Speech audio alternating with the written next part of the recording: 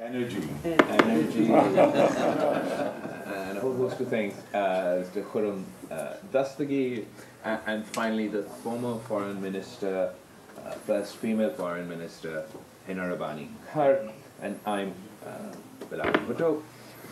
As you're aware, following the 5-day war between India and Pakistan, the Prime Minister of Pakistan put together this delegation and gave us a mission. A mission to advocate for peace in the subcontinent and to engage the international community, all of whom played a role in the de-escalation and in the facilitation of the ceasefire, and then some countries played a role in the mediation of the ceasefire, to encourage them to continue to play the role so that we can achieve a permanent peace in South Asia. This, we believe, is the only way for us to address all issues. There's no military solution to the issue of Kashmir. There's no military solution to the issue of terrorism. There's no military solution to any of the problems that India and Pakistan have faced historically. As a result of this conflict, we've also keen to sound the alarm that there's a false sense of calm following this ceasefire. Those who are not aware of the details believe that the ceasefire is achieved, we're back to normal, and we're all safe now. Well, that's not the case. The reality is that we are all less safe today than we were at the start of this conflict. And the simple reason is that the threshold from full-blown war between two nuclear powers has been so drastically reduced that we've never been at this level in our history.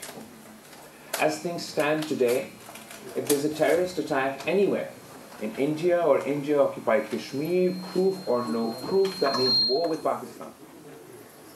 In that situation, when we've just seen how quickly the escalation ladder rose just in 5 days, and at the conclusion of these 5 days, one of the final acts that India perpetrated was firing a BrahMos dual-use nuclear-capable missile into Pakistan. Now, in this particular case, that wasn't nuclear armed. But Pakistan has a very small window for us to decide, looking at an image, that this missile coming towards us that is capable of holding nuclear weapons, is it or is it not loaded? And how do we respond? The terms that both countries have set for the escalation ladder between ourselves is 1+. So whatever attack one side does to the other responds by +1. In a circumstance where the threshold of conflict has been so drastically lowered that any indigenous act of terrorism also would mean war with Pakistan. In a circumstance where the escalation ladder has so significantly increased, and just within the space of 5 days, what we're concerned about is that next time round the escalation ladder won't start from zero, it'll start from where we left off. And there may not be time for the international community to intervene and encourage a ceasefire. Finally, the weaponization of water. Pakistan and India have fought generation after generation over the issue of Kashmir, the unfinished agenda of partition, the pending issue of the UN Security Council. More recently, we fought over the issue of terrorism. Preceding this conflict, the Indian government announced that it was illegally violating the Indus Water Treaty and threatened to cut off the water supply for 240 million Pakistanis. Just the mere threat to cut off Pakistan's water is a violation of the UN Charter. This is our only source of water for our people to drink, for our agriculture and our agricultural economy to rely on. A threat to our water supply is an existential threat to Pakistan. It is a matter of our survival. It would provoke Pakistan, acting on this threat, would provoke Pakistan. We would consider it an act of war and have no choice. It is the absolute last thing we needed in the Himalayan region, which we refer to as the third pole. It's the largest collection of snow and ice anywhere in the world. This is the region where we should regionally be cooperating, internationally be cooperating to meet the challenge of climate change. Instead, we've set up a fault line and damned future generations of Pakistani and Indians to not only fight over Kashmir, to not only fight over terrorism, but now in perpetuity to fight over water. Laid the foundations for the first water war between two nuclear-armed powers. It is in this context that Pakistan seeks your assistance. We're particularly pleased to be here in the European Union because, of course, the European Union is a consistent advocate, the last line of defense for the rules-based order, for international law, a strong advocate for climate, for access to water, and you've witnessed war on your continent. We set up this international rules-based order to ensure that future generations we save from the scourge of war. Pakistan believes we need a comprehensive dialogue with India, one in which we can talk about the root causes, be it the root cause of Kashmir, be it the root cause of terrorism, and one where we can address the issue of water. India has said no, no, no every step of the way. Following the terrorist attack in Indian-occupied Kashmir, the Prime Minister of Pakistan, Shehbaz Sharif, publicly offered that Pakistan would be willing to be part of an international, impartial investigation into this terrorist attack. The Indians said no. Pakistan has always called for the United Nations, the UN Security Council, and that institution to be used to resolve our disputes, particularly Kashmir, which is on the agenda. It was taken to the United Nations by the Indian government. The Indians say no. Pakistan and the United States have spoken about mediation. The Indians say no. Pakistan has talked about bilateral comprehensive dialogue. The Indians say no. If we are to live in a world where we have reduced the threshold for conflict as drastically as we have, where we've increased the pace at which we rise on the escalation ladder in the manner that we have had, and if we are to be the only two nuclear states without any dispute resolution mechanism, the last dispute resolution mechanism we had is the Indus Water Treaty, and India says no to that too. I put it to you, it is not in the interest of the people of Pakistan, and indeed it is not in the interest of India, and it is not in the interest of the international community for us to maintain this status quo. There is a moral obligation for all international players to play their part, to encourage both sides to engage in a dialogue, to advance diplomacy. Diplomacy in the pursuit of peace should not be partisan. It should not be a partisan issue. The weaponization of water should not be a partisan issue. Peace cannot be a partisan issue. I look forward to answering all your questions. If you have a specific question for any member of my delegation, please refer to them. Otherwise, I'd be happy to respond. Thank you, Excellency.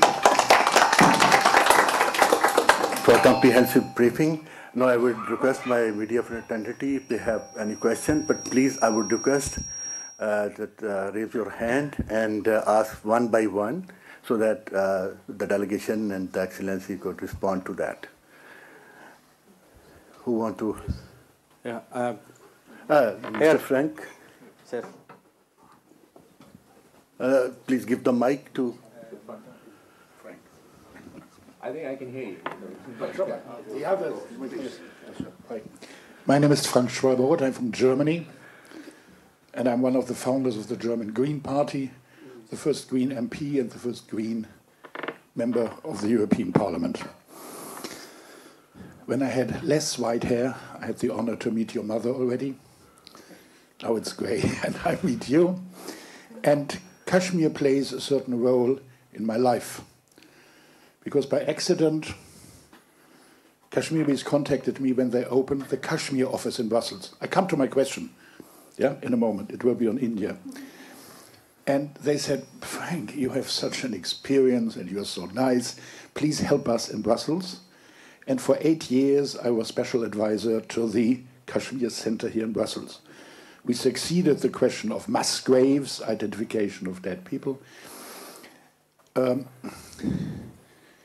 We sent a delegation of members of parliament process to have 182, I think it was, recommendations about China, what India should do better. This every 4-year report.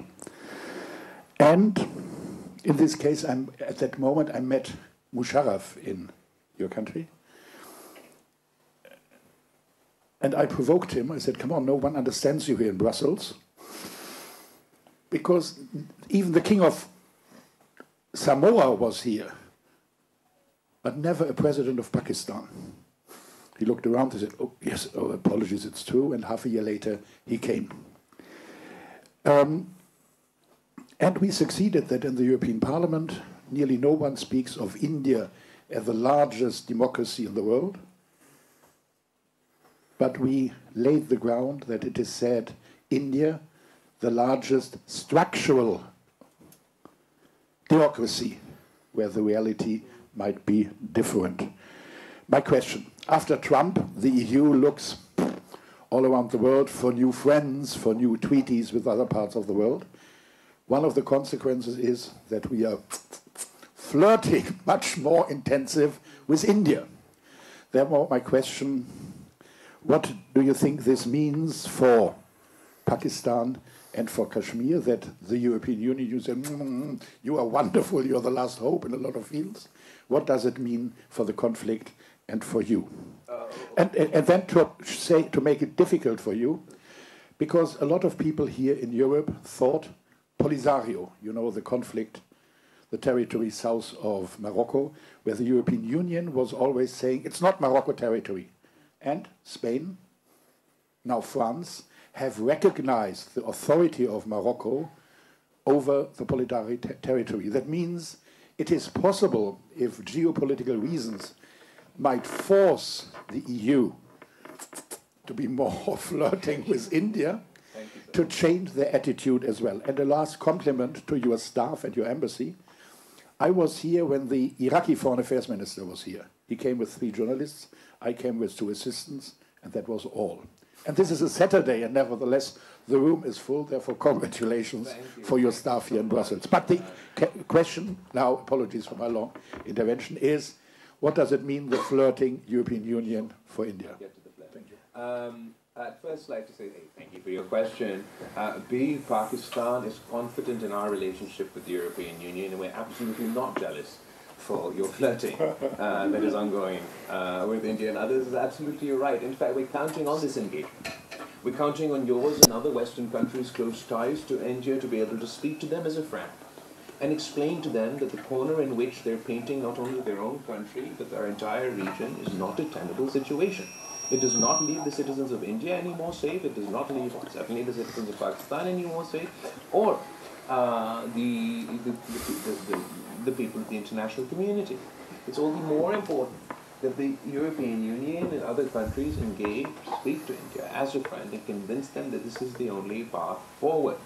As far as the engagement that you've had with India, the economic engagement that you're looking to have in the region.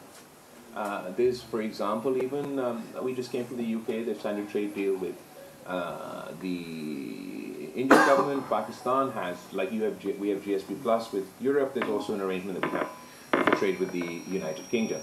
The US is currently in trade talks, both with India and Pakistan. So if we just look at it from the economic angle, and your economic interest in an increasingly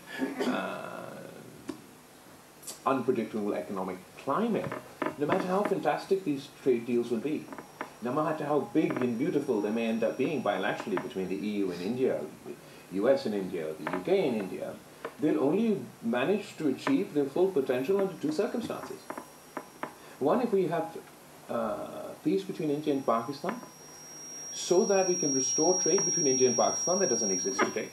and we can restore transit trade, which was suspended as a result of this conflict. Otherwise, as fantastic as your economic negotiations may be with them, you may have come up with a great, fantastic economic opportunity for yourselves in India. It won't reach its true potential if we're not trading with one another. Secondly, if we don't have peace, and the is so very low that at the drop of the hat we go to war, a war that can turn into a nuclear war. I put it to you, that what does it mean for the potential investments in India? What does it mean for the confidence of European and Western countries that are looking to invest in this part of the world and vice versa? So for your own self-interests, for your own economic interests, it makes sense for India and Pakistan to achieve peace. Next question. Thank you. For the next question, Alberto, please. Thank you very much, Your Excellencies. My name is Alberto Turkstra, Project Director of Diplomatic World. Thank you very much for this comprehensive briefing. Two short questions. First, you've been in Brussels for a few days engaging with high-level counterparts. What role do you envisage the European Union to play to mediate for lasting and sustainable peace in the region? You mentioned their role in achieving the ceasefire, but looking ahead, what role do you expect or do you envisage the EU can play? And the second, when you mentioned the need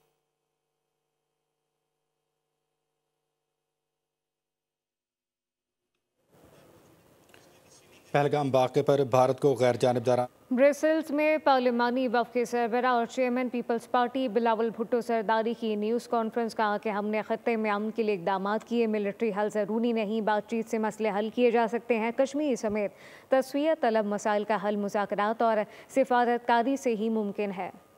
No matter where we've been, the Pakistan's, whether it's the United States, whether it's the United Kingdom, and whether it's here in Europe, when Pakistan says we seek dialogue and diplomacy in the pursuit of peace, no one disagrees.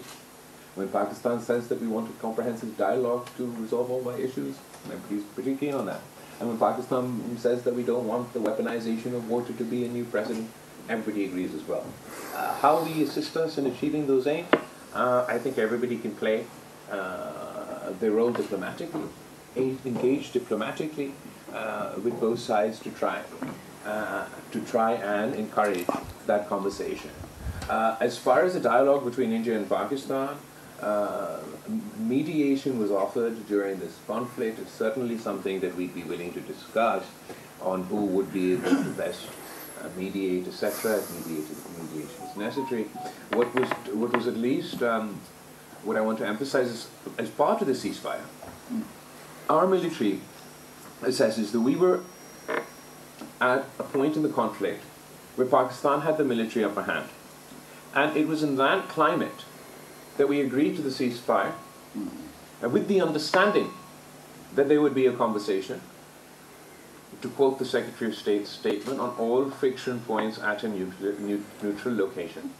So we believe it's incredibly important for us to achieve that aim. We understand that the Indian government's reaction has been less than positive about these developments. So we saw how quickly they moved away from using the term ceasefire, starting to use the term pause, how they've continued in escalatory and warmongering rhetoric. Their defense minister says that this was a trailer, the movie is yet to come. Their prime minister said that he has a special message to the youth of Pakistan, that eat bread or eat my bullet. Their foreign minister was here in Brussels, where they called my entire country Terroristan, which means they do not distinguish between a terrorist and a civilian.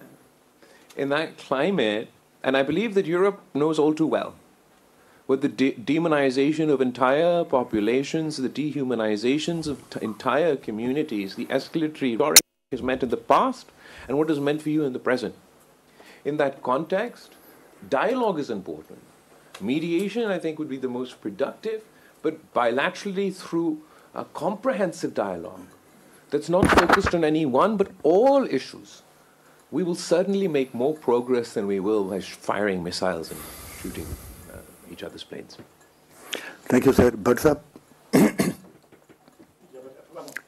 After him. Answered trilateral or bilateral? He never said trilateral or bilateral. In fact, he asked for mediation or bilateral dialogue, and I've answered that. Thank you. Can you let me? Sir, welcome to Brussels. I'm Mohammed Nasser, a Brussels police advisor. Okay. We have some special police officers who they keep eyes on. Their job is just to keep eye on South Asia. Sure. And of course, especially right now on conflict between India and Pakistan. Well, we discussed with each other, and my officer's friend, they said, your army is doing well, but this person, Mr. Bilawal, is doing even better at the diplomatic front. He is the right person at the right time to convey the message of Pakistan to the rest of the world. Therefore, I ask my colleagues, friends, please clapping for That's very kind of you, but question. The question is, the day before yesterday, I can hear you, it's all right. did you get me? Yeah, I can hear you, but what's the question? Yeah, okay. So, day before yesterday, our defense minister, Khwaja Asif, was telling to Khamenei that if ever Israel attack on Iran, we will stand with Iran. And yesterday, Israel attacked on Iran. So, where we are standing? Okay, thank you. Very kind of you for your nice, lovely words. I believe that the leadership in Pakistan, that of the Prime Minister, the President, and the armed forces have conducted themselves outstandingly throughout this process. As far as this mission that the Prime Minister sent us on, as you can see, I have the most capable team in the history of Pakistani diplomacy. I don't think ever this many foreign ministers and foreign secretaries have gathered at the same place. And ultimately, the case that we are advocating for is one of truth, is one of justice, is one of peace. So it has been particularly encouraging, the reception we've had to that message. Your question about Israel strikes on Iran, absolutely. Look, Pakistan is on the one side with Afghanistan. We suffered Afghan 1 blowback. Now we're suffering Afghan 2 blowback that at the moment is confined for us, but heaven forbid that it affects other countries. The other border where we almost we were engaged in a full-blown conflict that could have led to a nuclear war is India. Then the other country is Iran. We certainly don't want war on this border. Pakistan has condemned the strikes that took place over the last couple of days at our neighboring country. And we will continue to advocate for peace on all our borders, be it with Afghanistan, be it with Iran, be it with India. We absolutely cannot afford this conflict to turn into Iraq 2.0 or World War III. And it has become far too easy for this to be having a war. What is wrong with this generation? You were supposed to protect us from the scourge of war, diplomacy, and it has become the default setting. Whenever there is a conflict, whenever there is a dispute, to launch into full-scale war. And it is far easier for older generations to make these decisions, to start these conflicts. But it's my generation that's going to have to pick up the pieces. I absolutely call on the international community to play their role to immediately impose a ceasefire in this Iranian conflict with the occupying forces in Palestine. We cannot have perpetual war. It serves none of our interests. Finally, you're working in the police over here. But I want to speak to you in that context. That Pakistan and Europe, Pakistan and the UK, Pakistan and the United States, we have cooperation on counterterrorism. We have coordination on counterterrorism. We have intelligence sharing to deal with counterterrorism, and we've done this from before also, but particularly 2001 onwards. That relationship, that CT cooperation has become so effective that on both sides we've managed to work together to thwart terrorist attacks. Terrorism knows no borders, it knows no race, it knows no religion. It is a menace for all of us. But we've managed to cooperate. And based on intelligence sharing, thwart terrorist attacks in the United States, thwart terrorist attacks in Europe, and thwart terrorist attacks in Pakistan. Would you believe there's no coordination, no cooperation between India and Pakistan on combating terrorism? 2012 was the last time we had a comprehensive dialogue in which there was some cooperation on CT. 2019, there was the last attack which led to planes in the sky. Between that date and this date, we've had no conversation. 3 days ago now, that we have a phenomenal partnership with Pakistan on counterterrorism. We can develop that phenomenal partnership with India as well. Thank you, sir. Sir, if you want to add, the Foreign Minister of Belgium publicly admit that and appreciate and thanks to the government of Pakistan for fighting against terrorism. Thank you. Thank you, sir. Appreciate your answer. Thank you. Bhatt sahab. Yeah, I am Abdullatif Bhatt, founder of the Kashmir Watch Media Initiative. Founder of the Kashmir kya? Kashmir Watch is a blog. Kashmir Watch. On behalf of the Kashmiri people, I appreciate your efforts in raising the issue of Kashmir from London, from Washington to London, and now in Europe.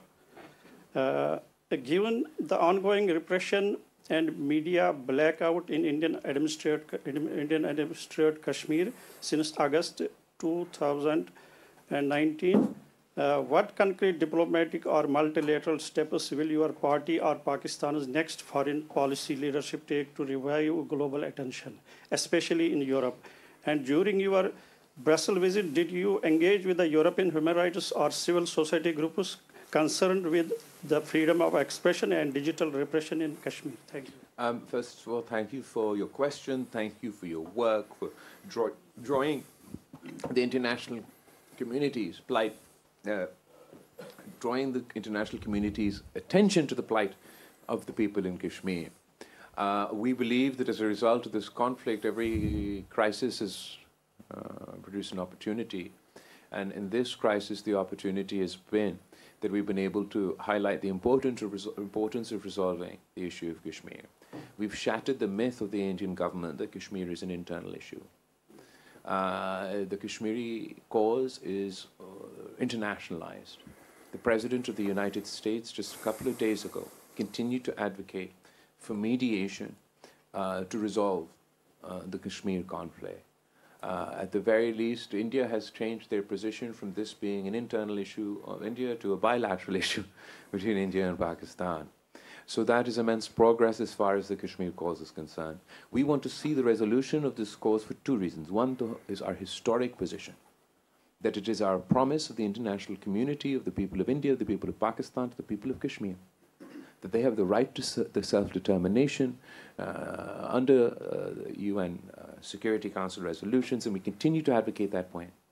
But particularly post-2019, the Indian government's increased suppression and oppression within Indian-occupied Kashmir is creating a situation where the local population is getting alienated, is getting frustrated, is getting repressed, so much so that it creates such an environment that then the local population becomes easy prey for terrorist organizations who will use them, exploit them as cannon fodder for their nefarious designs.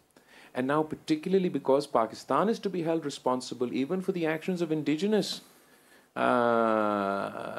terrorism, it's all the more important that we sit and discuss, resolve the issue of Kashmir, even if you, obviously Pakistan has a broader agenda, but above and beyond that, or the Kashmir has a broader agenda, even if your narrow view is that of terrorism, you can no longer ignore the issue of Kashmir.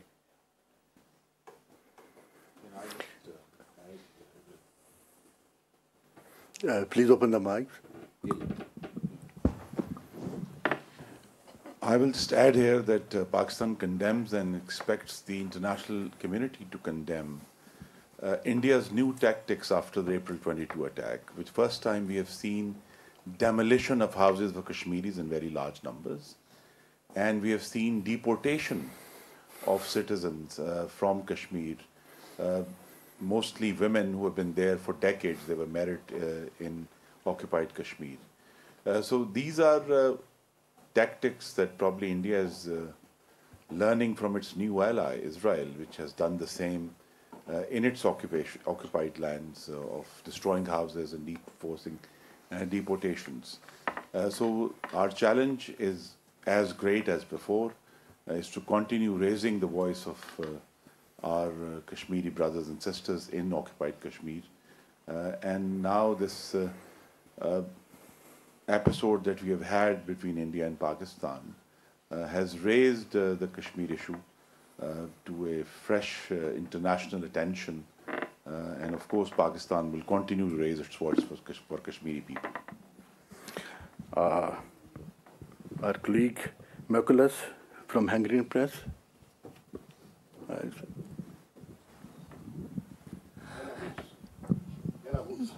My name is Vladimir Rogovets. I am from Belarus, journalist, Belarusian journalist. My question maybe will be more pacific than question of my colleagues. Sure.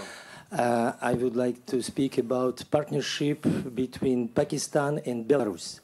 Last April, your Prime Minister was in Belarus, and he agreed with President Lukashenko one project of 150,000 specialists Pakistani to Belarus.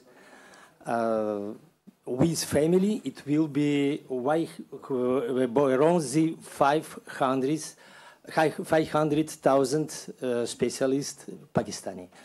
My question, your opinion about this prospect of this project?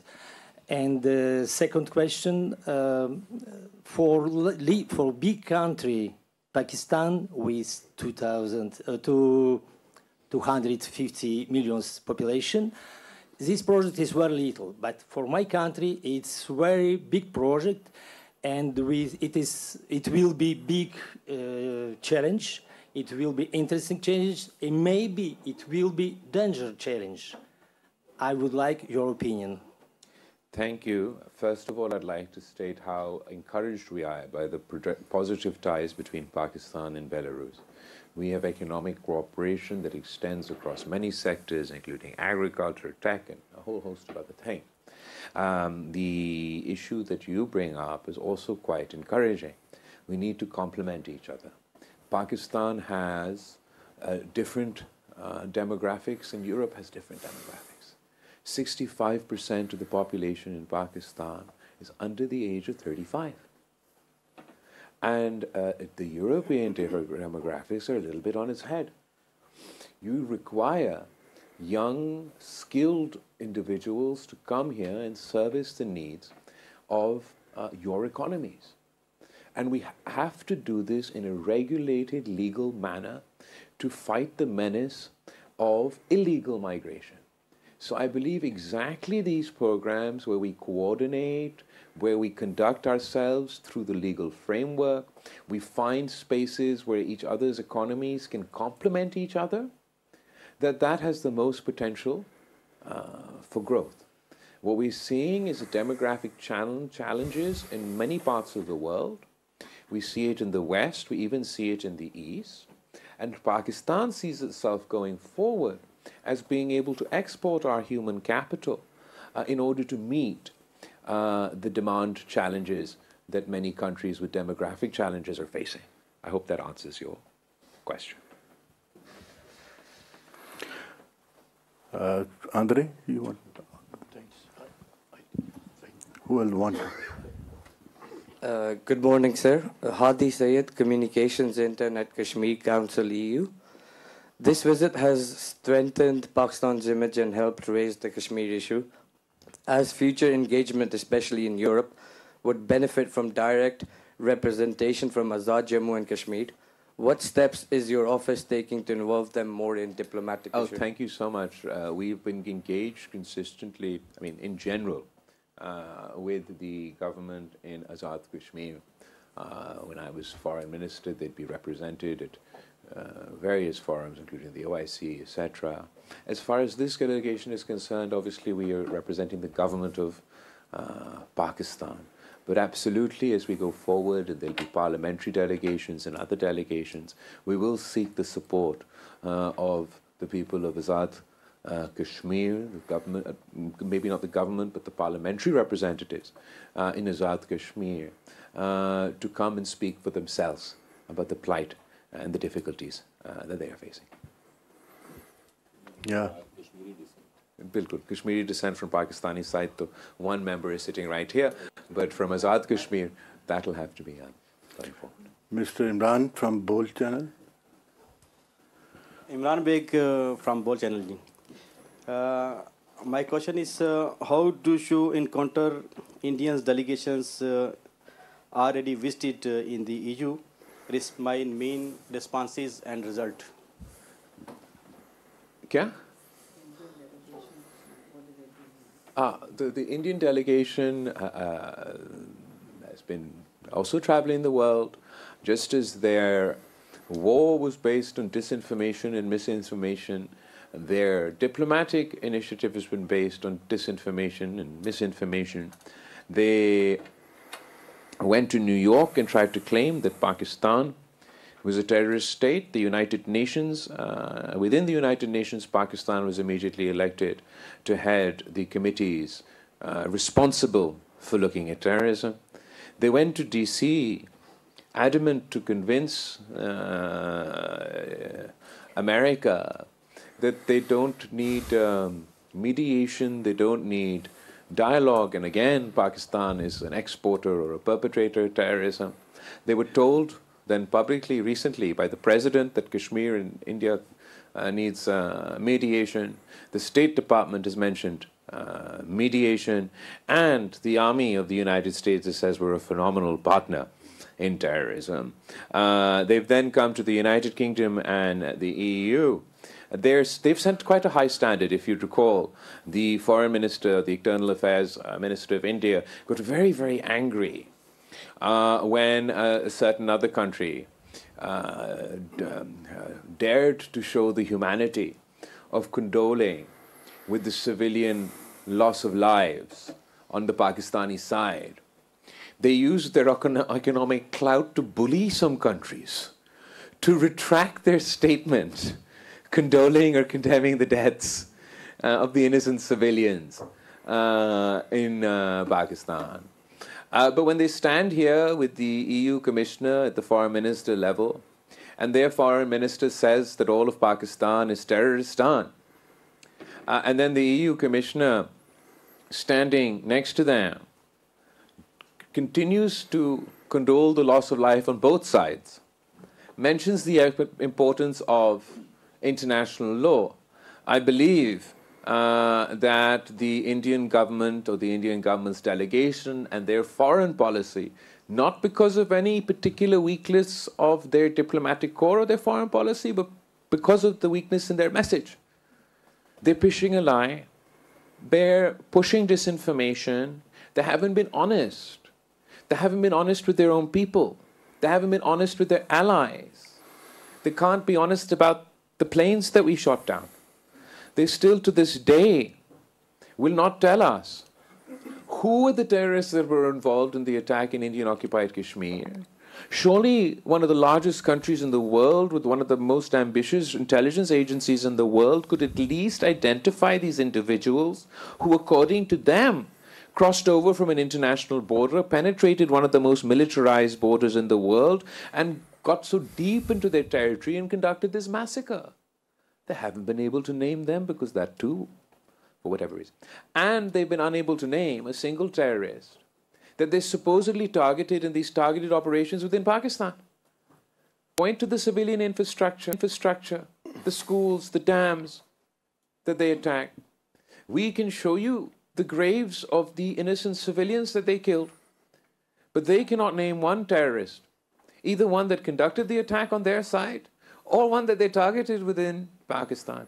If your campaign is going to be based on disinformation, if you're not going to be transparent, if you're not going to face credibility, then you will get the response that the Indian delegation has been receiving internationally.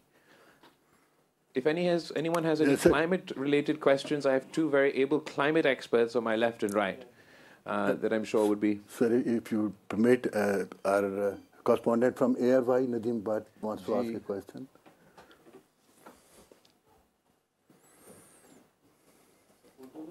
Urdu में ही कर ले ठीक जनाब chairman आपकी क़यादत में पाकिस्तानी पार्लिमानी वफ़द इस वक्त thank you very much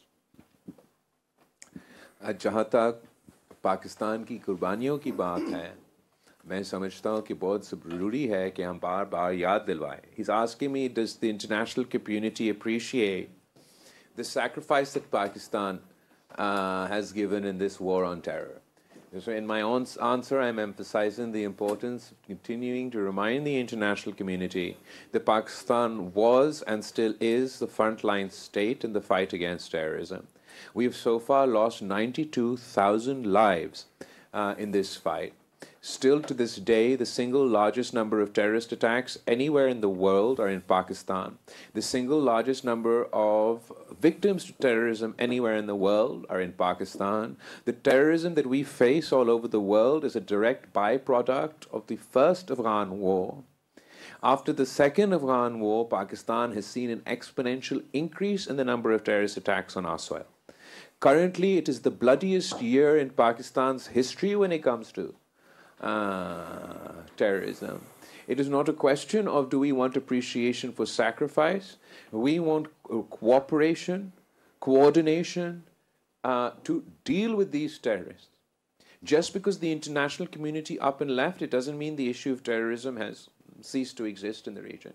We used to have all of NATO in our region fighting this menace. Now Pakistan stands alone.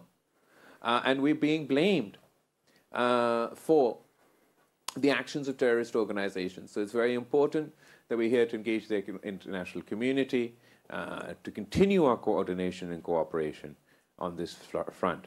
जहाँ तक गज़ा का, फ़लस्तीन का, ये सारे इश्यूज़ की बात है, ये हम मुसलसल उठाते रहे हैं. ख़ास तौर पे जहाँ यूनाइटेड नेशंस पे हमारा अपना मीटिंग में जो कि बुलाया गया था कश्मीर के हवाले से, उस कॉन्टेक्स्ट में भी हमने एनी अदर एजेंडा आइटम के सूरत के नुक्ते में फ़लस्तीन का एम्बेसडर मौजूद था, उसने भी अपना बात की और हम सब ने उसका एंडोर्स किया. और हाल ही में जो ईरान और इस्राएल के दरमियान जो जंग छेड़ा गया है, उस पे भी पूरा डेलीगेशन ने कल भी मज़ाहमत किया है, आज भी हम मज़ाहमत कर रहे हैं.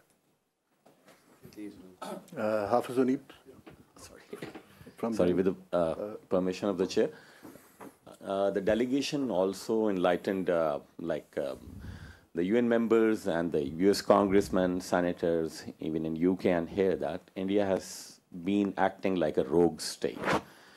What they are doing in Kashmir, what they are doing to the Muslims, what they tried to do with the Muslims of Pakistan, and apart from that, my Sikh fellows sitting here, India has been on a transnational. Subscribe करें और bell दबाएं ताकि कोई खबर रह न जाए.